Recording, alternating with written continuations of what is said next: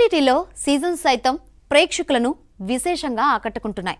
వాటిలో తమిళంలో తెరకెక్కిన సులల్ ద వర్టెక్స్ సీజన్ 1లో జనాన్ని భలేగా మురిపించింది. 2022లో 8 ఎపిసోడ్స్లో అలరించిన సులల్ ఇప్పుడు మరో 8 ఎపిసోడ్స్తో ఫిబ్రవరి 28న జనం ముందు నిలిచింది.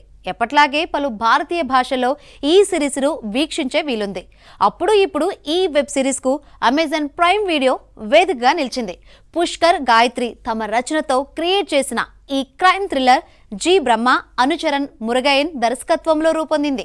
సంబలూర్ అనే గ్రామవాసులు ఏడాదికి ఓసారి 10 రోజుల పాటు అంకాలమ్మ ఉత్సవాలు నిర్వహిస్తూ ఉంటారు. ఈ ఉత్సవాల 10 రోజుల్లోనే కథ సాగేలా సీజన్ 1 రూపొందింది. 3 ఏళ్ల క్రితం జనం ముందు నిలిచిన సులల్ విశేష ఆదరణ చూరగొంది. అందువల్ల ఇప్పుడు సీజన్ 2ను కూడా వీక్షకులు బాగానే ఆదరిస్తున్నారు. తన చెల్లెలి జీవితం నాశనం చేసిన వాడిని ఇన్స్పెక్టర్ చక్రవర్తి రివాల్వర్ తీసుకొని నందిని అంతం చేస్తుంది.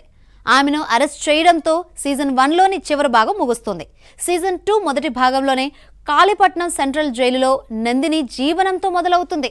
ఆమెను ఎలాగైనా బయటకు తీసుకురావాలని చక్రవర్తి ఆశిస్తుంటాడు. తన చెల్లిని నాశనం చేసిన వాడిని ఆమె చంపడంలో తప్పు లేదన్నది అతని భావన. చక్రవర్తిని కన్న తండ్రిలా చూసుకునే లాయర్ చెల్లప్ప తాను నందిని తరపున వాదించి ఆమెను ఎలాగైనా బయటకు తీసుకువస్తానని చెబుతాడు. ఆశ్చర్యంగా చెల్లప్ప హత్యకు గురవుతాడు. ముత్తు అనే ఆమె దగ్గర హత్యాయుధం లభించడంతో చక్రవర్తి మరికొందరు పోలీసులతో ఆమెను అరెస్ట్ చేస్తాడు. అయితే వివిధ ప్రాంతాల నుంచి వచ్చిన 7 మంది అమ్మాయిలు చెల్లెప్పను నేను చంపానంటూ వస్తారు. మరి ఇంతకు చెల్లెప్పను చంపింది ఎవరు? వివిధ ప్రాంతాలకు చెందిన 8 మంది అమ్మాయిలకు చెల్లప్ప హత్యకు సంబంధం ఏమిటన్నదే మిగిలిన కథ. సీజన్ 1లో లాగే సీజన్ 2లో ఆరంభం నుంచి సులల్ ఆకట్టుకుంటూ సాగింది. అయితే మొదటి 4 ఎపిసోడ్స్ ఎంతో రంజుగా సాగడంతో స్పీడ్గా ఉన్నట్లు అనిపిస్తుంది. ఆ తర్వాతి ఎపిసోడ్స్ చూసేవారి సహనాన్ని పరీక్షించేలా రూపొందాయి.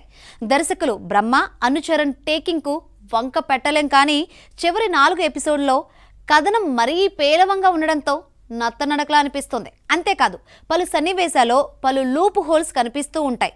ప్రధాన పాత్రధారులు నందినిగా నటించిన ఐశ్వర్య రాజేష్, చక్రవర్తిగా కనిపించిన కదిర్ ఎప్పట్లాగానే ఆకట్టుకున్నారు.